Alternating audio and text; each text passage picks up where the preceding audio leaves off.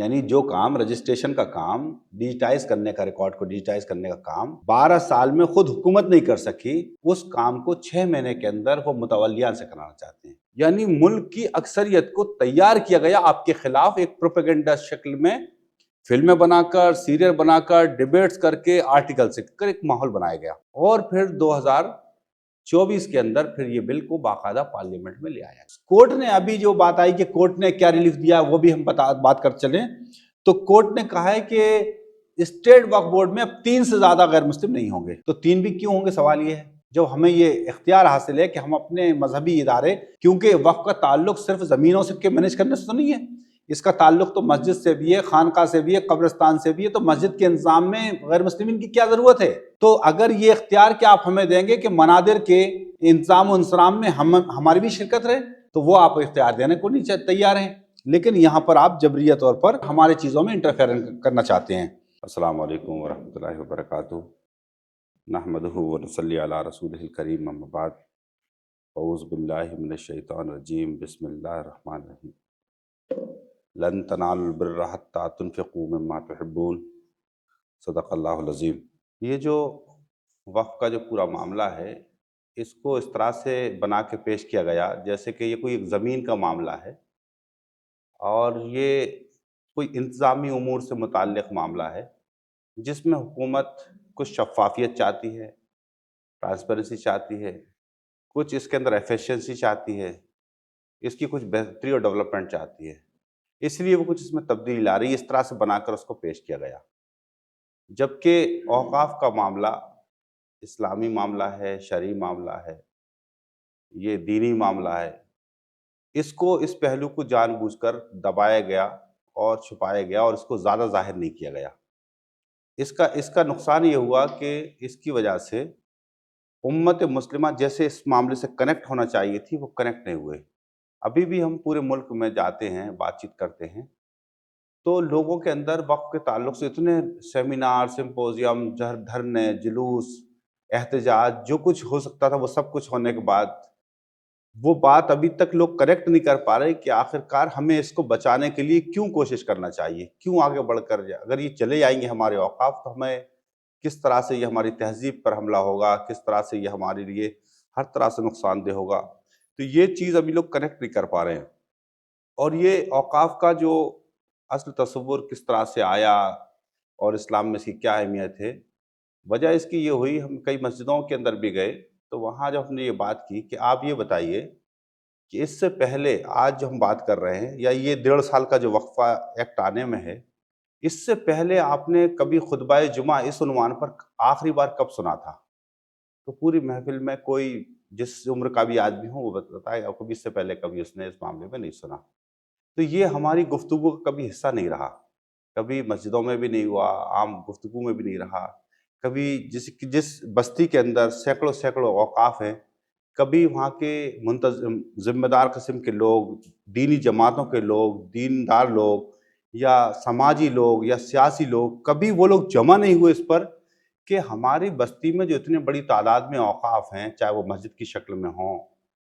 شفا خانوں کی شکل میں ہوں، مسافر خانوں کی شکل میں ہوں، قبرستان کی شکل میں ہوں، مقبرے کی شکل میں ہوں، کسی بھی شکل میں ہوں، ان کا جو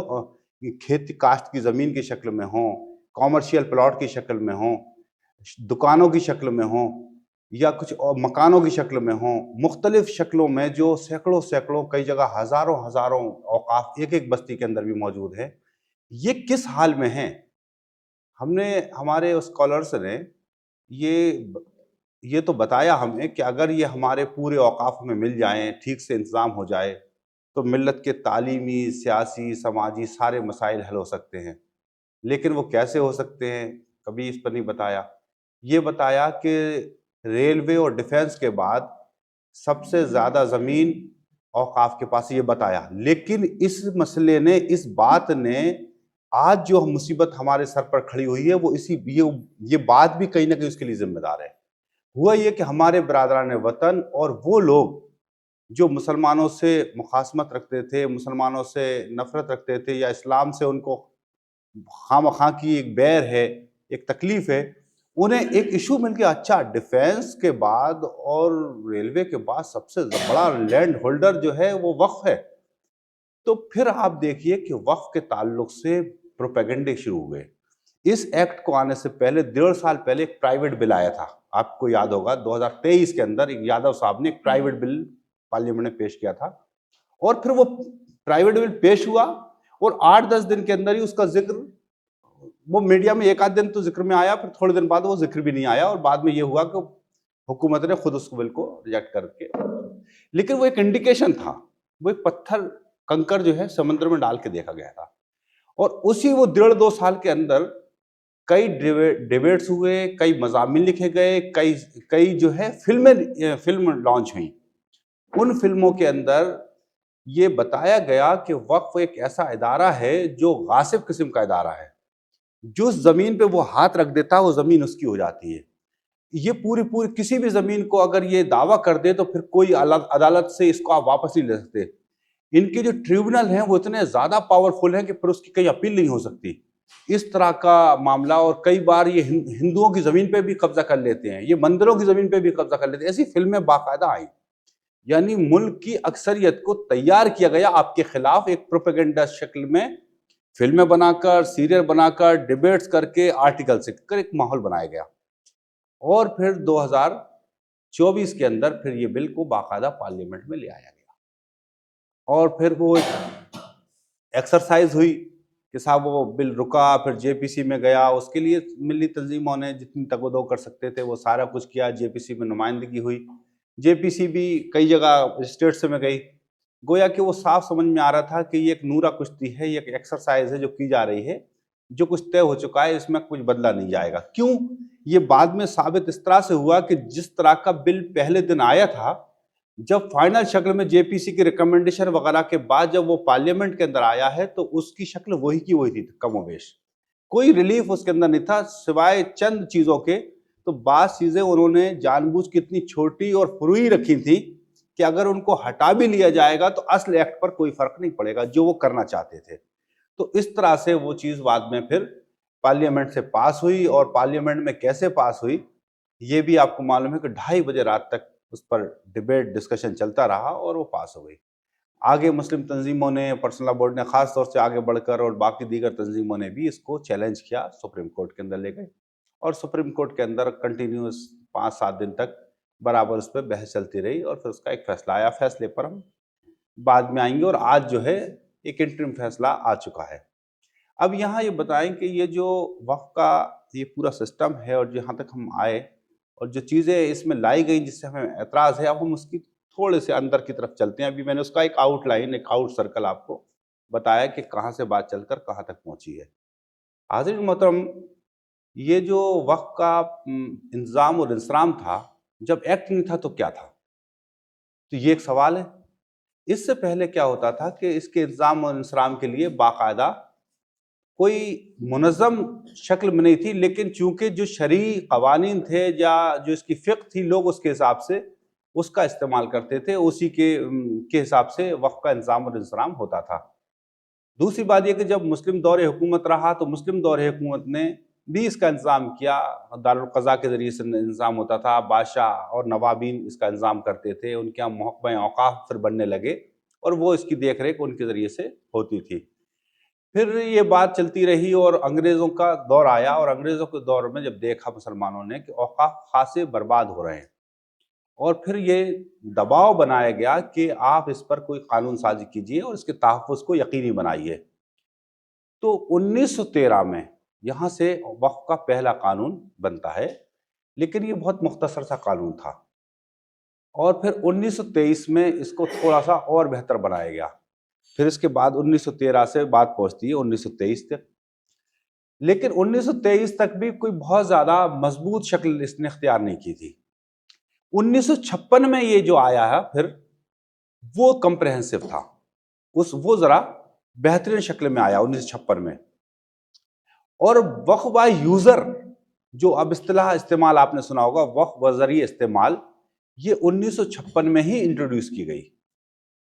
اور پھر اس کے بعد اور بہتری آئی اس کے اندر 1995 میں. پھر 95 کا ایکٹ پھر امینڈ ہوا.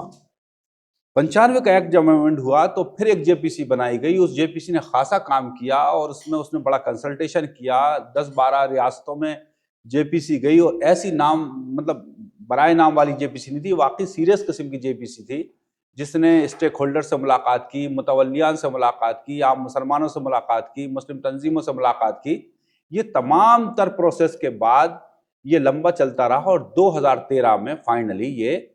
वक्फ अमेंडमेंट एक्ट 2013 जो अभी तक था, इस एक्ट से पहले ये 95 का एक्ट था जो 2013 में अमेंडमेंट हुआ था, तो वक्फ अमेंडमेंट एक्ट 2013 के नाम से ये 2013 ये चल रहा था। ये काफी अच्छा एक्ट हो गया था, सिवाय इसमें थोड़ी बहुत कुछ कमी थी किराएदारी वगैरह को लेकर, थोड़ी सी और मजबूती लोग चाहते थे, लेकिन ये था कि चलिए पहले के मुकाबले में काफी गनीमत हो गया, अब और थोड़ा सा माहौल आएगा और जरूरत आएगी फिर आगे देखेंगे। अब 2014 यानी 100 साल हमने कंप्लीट किए एक एक्ट को बनने में, 1913 से लेकर 2013 तक, तो तकरीबन 100 साल का इसका सफर था। और अब हम हैं 2025 में, तो 110 साल के करीब का ये हमारे वक्त के एक्ट की तारीख हो गई। लेकिन क्या होता है कि 2014 में हुकूमत बदल जाती है। 2013 के एक्ट में मौलाना चूंकि कहा था कि जरा ये भी बताते चले कि उनमें पहले क्या था और अब बदल के क्या हुआ है। 2013 का जो एक्ट था उसमें कहा गया था कि अब इस एक्ट के बाद 1 साल के अंदर तमाम औकाफी जायदादों का सर्वे होगा, उनको गजट किया जाएगा और उसको डिजिटाइज किया जाएगा। एक बहुत अच्छी चीज जो थी वो ये थी कि इसमें जो काबिजीन हैं उनको हटाने का इख्तियार सीओ साहब के पास था और बड़ा मजबूत इख्तियार था। एक चीज इसमें जो और थी, 2013 के जो एक्ट था उसके अंदर कई बहुत मजबूत प्रोविजंस थे। ये भी था, उसी में था कि ये सर्वे होगा, गजट होगा, गजट होने के बाद डिजिटाइज होगा और इसको एक पोर्टल पर अपलोड किया जाएगा। वामसी नाम का एक पोर्टल उस वक्त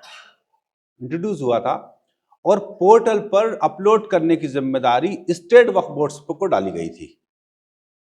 लेकिन आप यहाँ एक बात थोड़ी सी समझने की है, जो अगर आप स्कॉलर्स हैं ये इसलिए इस बात आप अगर गौर से समझेंगे, 2013 के अंदर ये एक्ट आया, इस वक्त 2025 चल रहा है, तो तकरीबन 12 साल इस वक्त को हो गए। इस काम के लिए जो डिजिटाइज करने के लिए बाकायदा प्रोजेक्ट बना, इसमें आपके अलीगढ़ मुस्लिम यूनिवर्सिटी को भी शामिल किया गया, जामिया मिलिया इस्लामिया को भी शामिल किया गया, इनके कुछ डिपार्टमेंट्स को, ज्योग्राफी वगैरह डिपार्टमेंट को, और एक काफी बड़ा बजट इसके लिए रखा गया। लेकिन 13 साल के अंदर ये काम डिजिटाइजेशन का मुकम्मल नहीं हो सका। एक बड़ी तादाद में औकाफ अभी भी उस वामसी पोर्टल में रजिस्टर होने से रह गए, जो कि ऑलरेडी वक्फ में रजिस्टर्ड होने के बावजूद भी। ये एक बहुत नुक्ता है, इसको जरा गौर से समझिए आप, अभी अगली बात में जो बता रहा हूँ इसलिए। यानी जो काम रजिस्ट्रेशन का काम, डिजिटाइज करने का, रिकॉर्ड को डिजिटाइज करने का काम 12 साल में खुद हुकूमत नहीं कर सकी, उस काम को 6 महीने के अंदर वो मुतवल्लियान से कराना चाहते हैं। यानी उम्मीद पोर्टल जो इस एक्ट के आने के बाद लॉन्च हुआ और कहा गया कि अब तमाम प्रॉपर्टी जो वक्फ के प्रॉपर्टी हैं उनको दोबारा से री रजिस्टर किया जाएगा और उनका रिकॉर्ड अपलोड किया जाएगा उम्मीद पोर्टल पर, और इसकी जिम्मेदारी जो दी गई वो मुतवल्ली को दी गई। पहले जिम्मेदारी थी वक्फ बोर्ड्स की, अब मुतवल्ली को जब आपने जिम्मेदारी दी तो मुतवल्लियान बाज तो पढ़े लिखे नहीं हैं, बाज बहुत कम पढ़े लिखे हैं, बाज को शऊर ही नहीं है, बाज के पास रिकॉर्ड नहीं है, बस पुश्त दर पुश्त वो जो है मुतवल्ली चले आ रहे हैं, क्योंकि बाज़ जगह वक्फ वाला औलाद है या बाज़ जगह मुतवल्लीशिप है और उसमें शर्त लगी हुई है उसी ख़ानदान का फ़र्द ही मुतवल्ली रहेगा। तो अब उनके बाप दादा परदादा या उससे भी आगे के 2-4 दादा के से पहले वो वक्त उनका है, वो चला आ रहा है। और वक्त बाज़ मरतबा ये है कि पहले वो रजिस्ट्री और रिकॉर्ड्स उस तरह के नहीं होते थे, बाद में भी लोगों ने ये ख्याल नहीं हुआ, ज़रूरत महसूस नहीं हुई कि आज हम इसको नए जदीद तकाज़ों के मुताबिक इसको कर लें। तो नतीजे में क्या है कि वो औकाफ तो हैं, गज़ट भी हैं, वक्फ बोर्ड में भी दर्ज हैं, लेकिन उसके वो कागजात जो आज के तकाज़ों के मुताबिक मांगे जा रहे हैं वो अब उनके पास नहीं है। तो नतीजे में ये एक तरीके से ये एक ऐसा ट्रैप है कि इसमें फंसकर हम आधे से ज़्यादा प्रॉपर्टियां तो हमारी रजिस्टर होने से रह जाएंगी, जो आगे हमारे लिए मसाइल का सबब बन सकती हैं। तो इस तरह से एक मुश्किल में यहाँ पर पैदा कर दी गई है। 2013 के एक्ट में एक बहुत अच्छी चीज इंट्रोड्यूस हुई, वो थी वक्फ ट्रिब्यूनल। वक्फ ट्रिब्यूनल लाए इसलिए गए थे कि इसके जरिए से वक्फ के मामलात को जल्दी कर से फारिग किया जा सके और ऐसी कोर्ट्स बनाए जाएं जो ट्रेंड हो वक्फ के अमूर को समझने के लिए। इसमें एक और अच्छा प्रोविजन भी था, वो प्रोविजन था कि एक तो बाकायदा डिस्ट्रिक्ट जज होगा, इसके अंदर सिटिंग जज, एक एडमिनिस्ट्रेटिव ऑफिसर होगा यानी डीएम वगैरह किसी को भी हुकूमत कर सकती है, और तीसरा आदमी जो होगा, 3 लोगों की बेंच होगी, तीसरा आदमी इस्लामिक लॉ का स्कॉलर होगा, वो इस्लामी लॉ को भी जानता हो, इस्लामिक थियोलॉजी को भी जानता हो और वो इन चीज़ों को भी समझता हो, एडमिनिस्ट्रेटिव चीज़ों को, वो तीसरा होगा, ताकि इस्लाम की वो वक्फ की जो रूह है उसको समझकर फैसले हो सकें। इसमें इसको ट्रिब्यूनल को तो माना है 2025 वाला जो एक्ट आया है, लेकिन इस्लामिक स्कॉलर की इस्तिलाह को और उसको उसके लुजूम को खत्म कर दिया गया है। अब वो नहीं रहेगा, यानी वक्फ ट्रिब्यूनल तो रहेगा, ट्रिब्यूनल में जो इस्लामिक स्कॉलर वाला मामला था वो खत्म कर दिया गया, वो नहीं रहेगा। तीसरा जज या तो रहेगा ही नहीं, 2 पर रहेगा, या फिर वो किसी को भी रख सकते हैं तीसरे के लिए। तो ये एक बहुत बड़ा मसला आइंदा पैदा होगा। फिर ट्रिब्यूनल को पहले बहुत बाख्तियार किया गया था, जैसे और ट्रिब्यूनल जो होते हैं, ये एतराज़ किया गया कि नहीं इन्हीं का ट्रिब्यूनल है, फैसले लेते हैं। जितने भी ट्रिब्यूनल होते हैं वो एक ट्रिब्यूनल एक्ट है उसके मुताबिक चलते हैं, वो सारे बाख्तियार होते हैं ताकि मामला वहीं क्यों ही ख़त्म हो जाए। फिर इसको खूब बदनाम किया गया और अब जो ट्रिब्यूनल के फैसले को कहा गया कि ये इसको किसी भी कोर्ट में चैलेंज किया जा सकता है, तो ट्रिब्यूनल को मज़ीद कमज़ोर कर दिया गया। एक चीज़ और ये थी कि इसमें यह कहा गया कि आप इसमें मुसलमानों के अलावा गैर मुस्लिम की भी शमूलियत हो सकती है, कंपोजिशन ऑफ वक्फ। तो कंपोजिशन के अंदर पहले ये था कि कोई, ये चूंकि मुसलमानों का दीनी इदारा है, उनको इख्तियार दस्तूर के मुताबिक कि मुसलमान या कोई भी अक़लियत अपने इदारे खुद बना सकती है, उसका इंतज़ाम और इंसराम खुद कर सकती है और तमाम उसके मुताबिक फ़ैसले ले सकती है। और ये प्रोटेक्शन मुसलमानों को भी हासिल है, बौद्ध को भी हासिल है, जैन को भी हासिल है, सिख को भी हासिल है। सिर्फ मुसलमानों के साथ नहीं था ये, लेकिन बताया ऐसा गया कि स्पेशल ट्रीटमेंट मुसलमानों के साथ किया जा रहा है। और दूसरी बात ये कि जो इंडोमेंट्स हैं, धार्मिक न्यास हैं, यानी गैर मुस्लिमीन के औकाफ, चाहे वो किसी को कोई से मज़हब के हों, उनको भी ये प्रोटेक्शन हासिल था कि वो अपने मज़हब के और अपने अकीदे के मुताबिक उनके न्यास का इंतजाम कर सकते हो। मसलन बोध गया का है, सिखों का जो गुरुद्वारा प्रबंधक कमेटी है, इसके अलावा जो साउथ के जो मंदिर हैं या माता वैष्णो देवी का जो न्यास है। आपको एक बात बहुत अहम बताता चलूँ यहाँ पर, जो बड़ी इंटरेस्टिंग भी है। उसमें लिखा है कि उसका चेयरमैन जो होगा वो गवर्नर होगा जम्मू कश्मीर का, ठीक है। लेकिन अगर गवर्नर कभी हिंदू नहीं हुआ तो फिर वो चेयरमैन नहीं होगा। अब यहां खुला हुआ डिस्क्रिमिनेशन है। फिर क्या होगा, फिर सेंटर गवर्नमेंट किसी एक जिसको मुनासिब समझेगी उसको वो उसकी जगह चेयरमैन बनाएगी। यानी आपने अपने न्यास और अपने ट्रस्ट और अपने इंडोमेंट्स को आप प्रोटेक्शन इतने मजबूत अंदाज में किया और आप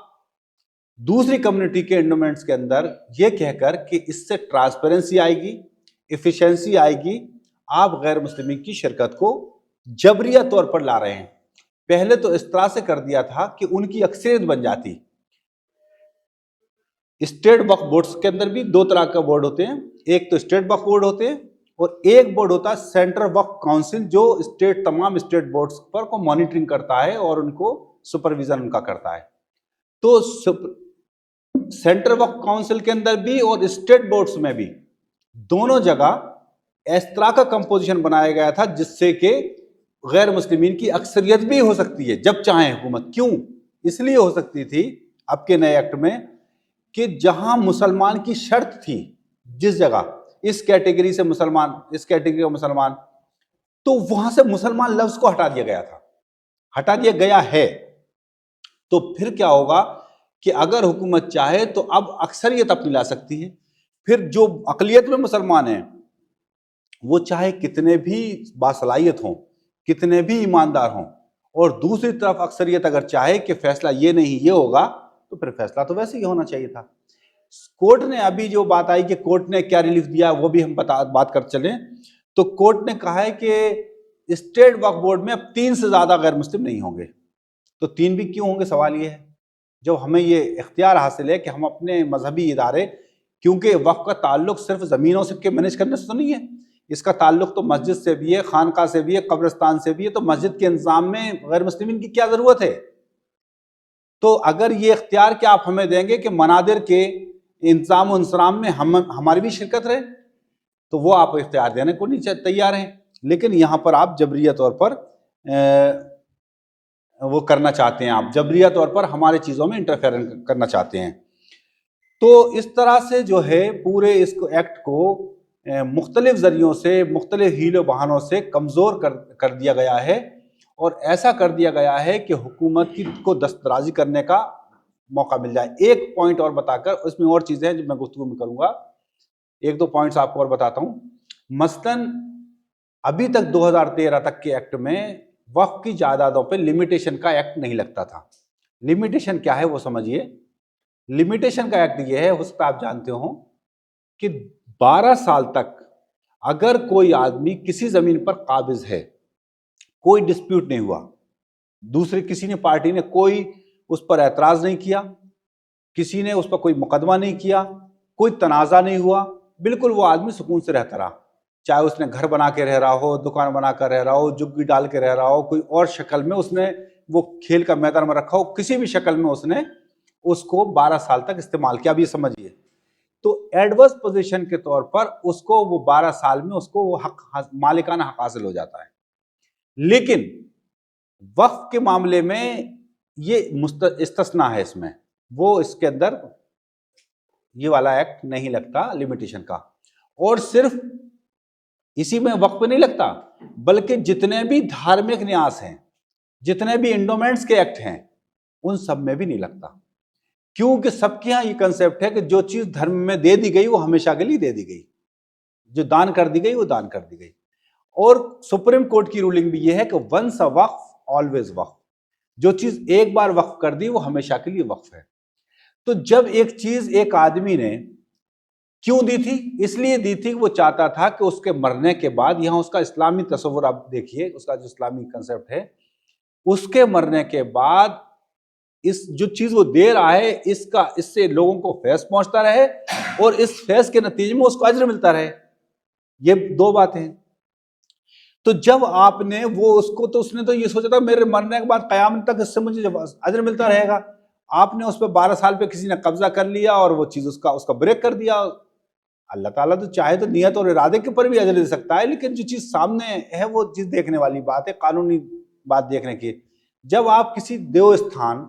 یا دھارمک نیاز کو یہ پروٹیکشن حاصل ہے کہ ان پر کوئی لمیٹیشن کا ایکٹ نہیں لگتا، چاہے 100 سال سے بھی کوئی قابض ہو، اگر یہ ثابت ہو جائے کہ یہ اس کا چیز ہے تو پھر واپس جاتی ہے، لیکن اب اس میں ایڈورس پوزیشن لگا دیا گیا۔ اب اس کا نقصان یہ ہوگا کہ جو سرکاری قبضے ہیں، جو پرائیویٹ قبضے ہیں، جو کارپوریٹ کے قبضے ہیں، جو بھومافیا کے قبضے ہیں، ان کو تو مزہ آ جائے گا اس سے، وہ تو بڑے خوش و خرم ہو جائیں گے کہ بھائی یہ تو مزہ آ گیا۔ اگر وہ 12 سال سے کیا 15 سال سے 20 سال سے 25 سال سے 50 سال سے بعض لوگ بیٹھے ہوئے ہیں، تو اب تو اس میں بیچ میں اگر مقدمہ کوئی نہیں آیا تھا، کیونکہ مسلمانوں کو یہ خیال بھی نہیں ہوگا کئی جگہ کہ کل کو یہ ڈسپیوٹ پیدا ہو سکتا ہے، بھائی کوئی رہ رہا رہنے دو، یہ زمین تو ہماری ہے۔ لیکن اس سے بہت سارے مسائل اس طرح کے پیدا ہو سکتے ہیں جو کہ بعد میں مسئلہ بن سکتے ہیں۔ تو یعنی اس کو اس طرح سے کوشش کی گئی پورے ایکٹ کو اگر آپ دیکھیں غور سے کہ کیسے اس ادارے کو کمزور نہیں کمزور تر کیا جائے۔ مثلاً ابھی تک اس میں سی او جو تھا، سی او بہت با اختیار تھا، اب سی او کو اس میں اتنا کم اختیار دیا گیا کہ وہ ایک ہیڈ کلرک ہو کے رہ گیا ہے۔ تو جب پہلے بھی جب با اختیار تھا تو وقف ایکٹ کے وقف بورڈوں کے عملوں سے ہم اکثر ملاقات ہوتی ہے، تب بھی وہ بتاتے تھے اتنا مضبوط ہونے کے بعد بھی پولیس ایڈمنسٹریشن ہمارا سپورٹ نہیں کرتا۔ جب ہم کہیں قبضہ کسی نے کر لیا تو ہم جاتے ہیں لے کر تو سپورٹ نہیں کرتا، ہم لکھ کے دیتے ہیں تو تھانے اور تحصیل میں ایس ڈی ایم وغیرہ ہمیں کوآپریٹ نہیں کرتے، جبکہ ایک گورنمنٹ کا ادارہ ہے، ایک ایکٹ گورنمنٹ کا سینٹرل ایکٹ ہے، جب پاور تھا تب استعمال نہیں ہوتا تھا، اب جب اس نے دانت ہی نکال دیا آپ نے اس کے، تو اب اس کے بعد کیا ہوگا؟ تو اس میں سی او وغیرہ کو بہت کم محدود اختیار دیے گئے ہیں، اور غیر ضروری طور پر ڈی ایم کو ڈسپیوٹ کو ریزالو کرنے کو مجاز بنا دیا گیا۔ بعد میں جب لوگوں نے ناراضگی اختیار کی تو کہا کہ ٹھیک ہے ڈی ایم نہیں رہے گا، کوئی گزیٹیڈ آفیسر کو ہم اس کے اندر اس کو ذمہ دار بنائیں گے۔ لیکن اگر ابھی آپ امید پورٹل کے اوپر دیکھیں تو آخرکار ڈی ایم کے رول کو اپروور میں لے آئے ہیں، یعنی بیچ میں کہیں نہ کہیں پھر ادھر کی بجائے کان ادھر سے پکڑ لیا اور ڈی ایم کو کہیں نہ کہیں اس کا ایک معاملہ آ گیا۔ جیسے اپلوڈ کر دیا کسی نے پراپرٹی، پھر ایک جگہ اس کو چیک کیا جائے گا، اپروو کیا جائے گا، تو پھر جب چیک کریں گے تو وہاں پر بھی ڈی ایم کا ایک رول ہے۔ اس کے بعد تیسرا رول جا کر پھر دوبارہ سے سامنے آتا ہے اس کے وقف بورڈ کے پاس۔ تو اس طرح سے مختلف ذریعوں سے وقف پورے بورڈ کو کمزور کیا ہے، ایک تو بورڈز کو کرنا، اور وقف کے تصور کو کمزور کیا ہے، اوقافی جائیدادوں کے تحفظ کو، جس کا کام تھا بنیادی طور پر ایکٹ بھی اسی لیے لایا گیا تھا اور بورڈ بھی اس لیے تھے کہ اوقافی جائیدادوں کا تحفظ ہو سکے، ان کی ترقی ہو سکے، غیر ضروری ان پر اگر کوئی قابضین بیٹھے ہوں تو ان کو باہر کیا جا سکے۔ تو یہ ساری چیز جس کے لیے بورڈز بنے تھے وہ بورڈ ہی اب کمزور ہوتے جا رہے ہیں، اور بورڈ کو ایسا بنا دیا گیا ہے کہ بورڈ جو ہے چاہ کر بھی کچھ نہ کر سکیں، پہلے بھی بہت زیادہ کچھ نہیں کر پا رہے تھے۔ تو یہ تمام چیزیں، اور ایک عجیب مضحکہ خیز چیز اس میں جو لائی گئی ہے وہ یہ ہے کہ پہلے وقف ہونے کے لیے اس طرح کی کوئی شرط نہیں تھی کہ ہندو، مسلمان، سکھ، جین، عیسائی جو چاہتا تھا، بہت سے لوگ اس پر یقین رکھتے تھے کہ اوقاف کا جو تصور ہے اسلام میں وہ انتہائی درجے پاکیزہ تصور ہے اور بڑا عظیم تصور ہے کہ انسان انسانیت کی خدمت کے لیے اپنی جائیداد کو دے دے اور وہ ہمیشہ کے لیے ہو، اور اس کے اندر کسی طرح کا بعد میں کوئی نہ اس کو بیچا جائے گا، منتقل کیا جائے گا، ساری جو شرائط ہیں۔ تو بعض غیر مسلمین نے بھی اوقاف کیے، ابھی تک بھی کیے، اور ابھی بھی دوران گفتگو سپریم کورٹ میں جج صاحب نے بھی کہا کہ میں نے خود کوئی وقف کیا ہوا ہے اور میں اس پر یقین رکھتا ہوں۔ تو یہ تصور متاثر کرتا ہے لوگوں کو۔ ہم نے لاء کی کلاسز میں بھی لوگوں کو پروفیسرز وغیرہ کو کہتے ہوئے سنا کہ یہ بڑا ہی شاندار نظم ہے، اس میں یعنی سوشل ویلفیئر کا اس سے اچھا کنسپٹ، سوشل ویلفیئر کا، سماجی بھلائی کا، جس میں یتیموں، بیواؤں، لاچاروں، مسافروں اور مختلف مستحقین کے لیے زبردست ایک انتظام یہاں پر کیا گیا ہے۔ تو انہوں نے اس میں یہ تو نہیں کہا کہ مسلمان کے علاوہ کوئی وقف نہ کر سکے، ایک دوسرے طریقے سے اس بات کو کہا ہے، دوسرے طریقے سے کہا گیا کہ 5 سال کا پریکٹسنگ مسلم ہونا چاہیے۔ یہ ایک عجیب معاملہ تھا، یہ 5 سال کی پریکٹسنگ مسلم کی بات کہاں سے آئی، اور کیا یہ صرف مسلمانوں کے لیے ہے؟ دوسرے دھارمک نیاز جو بنے ہوئے ہیں، کیا ان کے اندر دوسرے مذاہب کے لوگ بھی اگر اپنی جائیداد دان کرنا چاہیں تو کیا ان کے لیے بھی اس طرح کی کوئی شرط ہے؟ کیونکہ قانون کے مقابلے ایک یہ بات اصول ہے، مسلمہ اصول، کہ اس کے معاملے میں کوئی ڈسکرمنیشن نہیں ہوگا، جو بات ایک اصول ایک کے لیے ہے وہی کا وہی دوسرے مذہب کے لیے بھی وہی کا ویسے کا ویسا ہوگا۔ یہ نہیں ہو سکتا کہ آپ ان کے لیے کوئی ایک خاص مراحت حاصل ہے اور ہمارے لیے وہ نہیں ہو۔ تو جب آپ دوسرے مذہب کے اندر کوئی قید نہیں ہے کہ ان کو کوئی چیز وقف کرنا ہے تو وہ پہلے 5 سال ہندو ہوں یا سکھ ہوں 5 سال سے، یا عیسائی ہوں 5 سال سے، یا پارسی ہوں عیسائی، تو یہ جو ایک عجیب معاملہ ہے، اور آج تک طے نہیں کر سکے کہ مسلمان ہونے کی جو 5 سال کی شرط ہے وہ کیسے پوری ہوگی، کون ویریفائی کرے گا؟ تو گویا کہ کوئی اور مذہب کا آدمی اگر اپنے آخری عمر میں یا کسی طریقے سے وہ وقف کرنا چاہے تو وہ کر نہیں سکتا، اس کو پیچیدہ، یعنی وقف کرنے کے عمل کو پیچیدہ بیانا گیا۔ اور آپ کے اتر پردیش کے اندر ایک خاص بات جو آپ اتر پردیش کے لیے خاص ہے، اور بھی جگہ ہے لیکن اتر پردیش میں اس کا خاص اثر ہے، وہ ہے وقف علی الاولاد کا۔ وقف علی الاولاد پر ان کا بڑا اعتراض ہے، اور انہوں نے ایک سروے کیا ہے، اس سروے کے مطابق یہ نکالا کہ کتنی بڑی تعداد میں وقف علی الاولاد یو پی میں موجود ہیں۔ بعد میں کہا گیا کہ وقف علی الاولاد لوگوں نے اس لیے کیے کہ جب جاگیرداری قانون آیا تھا تو لوگوں نے اپنی جائیدادوں کو بچانے کے لیے کہ تقسیم نہ ہو جائیداد، اس کو وقف کر دیا تھا، تو سینکڑوں ایکڑ تک کے بھی وقف علی الاولاد یہاں پر یو پی میں موجود ہیں۔ پھر یہ کہا گیا اعتراض کہ چونکہ وقف ہونے کے بعد اس میں وراثت نہیں لگتی تو انہوں نے وراثت سے لوگوں کو محروم کر دیا۔ تو گویا کہ ہم اس کو واپس کریں گے اور اس کے وارثین کو اس کو وراثت دے دیں گے اس میں سے۔ تو یہ بات یہاں پر اصولی طور پر غلط یہ ہے کہ چاہے انہوں نے کسی بھی انٹینشن سے وقف بھی کر دیا تھا اور وراثت نہیں دی تھی، اگر مان لیجئے وہ بیچ دیتے، مان لیجئے 500 ایکڑ زمین میں نے بیچ دی، تو کیا میرے انتقال کے بعد اگر میں بیچ چکا تو کیا وہ واپس ہوگی کہ میں نے وارثین کو اس میں سے حق کیوں نہیں دیا اور میں نے بیچ کیوں دی؟ تو جب وہاں پر یہ اصول نہیں لگتا تو یہ کیسے ہو سکتا ہے کہ میں نے کار خیر کے اندر یہ کام کر دیا؟ تو اس طرح سے اس کو ایک ایسی چیزیں لائی گئی، پھر یہ کہا گیا کہ اس کے لیے ہم خواتین کے لیے ریزرویشن دیں گے، یتیموں کے لیے فائدہ ہوگا اس سے، اور مسلمانوں کے آپس میں بھی طبقاتی کشمکش کو پیدا کرنے کے لیے، ذات برادری کی کشمکش پیدا کرنے کے لیے کہا گیا کہ ہم اس میں پچھڑی ذاتوں کے لیے خاص طور سے اس کے اندر اس میں ان کو موقع دیں گے۔ تو نتیجے میں کیا ہوگا کہ بہت سارے لوگ آپ نے دیکھا ہوگا کہ اس ایکٹ کے آنے کے بعد مسلمانوں میں برقع پوش خواتین بھی اس کا استقبال میں نکل آئیں، کیوں؟ وہ ایسا بنا کے پیش کیا گیا کہ یہ تو خواتین کے فیور میں ہے۔ ایسے آوازیں بھی مسلمانوں میں سننے لگیں کہ اچھا یہ تو مسلمانوں کے فیور میں ہے۔ وہ کیوں کہ یہ اس طرح کے یہ لوگ جھوٹ بھی بولتے ہیں، تو اتنے خوشنما انداز میں بولتے ہیں، ایسی بڑی بڑی باتیں کرتے ہیں کہ ہم وقف کو اس لیے لے کر آئے نیا قانون کہ اس کے ذریعے سے وقف کا تحفظ ہوگا، اس کی ترقی ہوگی اور پورے معاشرے کی بھلائی ہوگی اور اس کے اندر ٹرانسپیرنسی آئے گی، لہٰذا اس کے لیے ضروری ہم تو آپ ہی کے لیے لا رہے ہیں۔ تو یہ ترقی اور یہ بھلائی اور یہ ڈیولپمنٹ، یہ تمام چیزیں کیا آپ جبریہ طور پر کریں گے اگر کمیونٹی نہ چاہے تو یہ ایک عجیب قسم کی ترقی ہے، عجیب قسم کی ٹرانسپیرنسی ہے، ایک عجیب قسم کی بھلائی ہے جو جبرن کی جا رہی ہے، نہ چاہتے ہوئے کی جا رہی ہے، اور جو کر رہا ہے وہی تو کہہ رہا ہے، جس کے لیے کرنے کی بات کر رہا ہے وہ تو محسوس کر رہا ہے کہ یہ ترقی اور بھلائی کے نام پر ہمارے ساتھ چیٹنگ کی جا رہی ہے۔ تو یہ تمام جو چیزیں ہیں یہ خوشنما جال کی شکل میں اس کو لایا گیا ہے، اور یہ اوقاف کو قبضہ کرنے کے لیے، چھیننے، اس انسٹیٹیوشن کو کمزور کرنے کے لیے یہ پورا معاملہ چل رہا ہے۔ اور باقی انشاءاللہ آپ حضرات جب بات چیت کریں گے، سوال جواب کریں گے، کچھ اور بات سمجھنا چاہیں گے تو اس کے ذریعے سے پھر انشاءاللہ اور بات ہوگی۔